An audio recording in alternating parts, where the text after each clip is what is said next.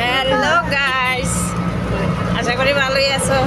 তো দেখো কতটা করতে যাইতেছি গা। তুই চুলানি শাশুড়ি আছে গুমটমটা দিয়ে লইছি ওইদিকে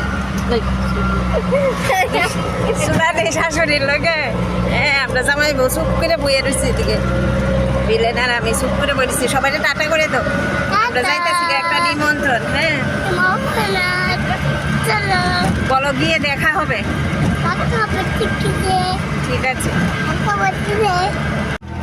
সঙ্গে ননদ আছে। ওই ওই ননদ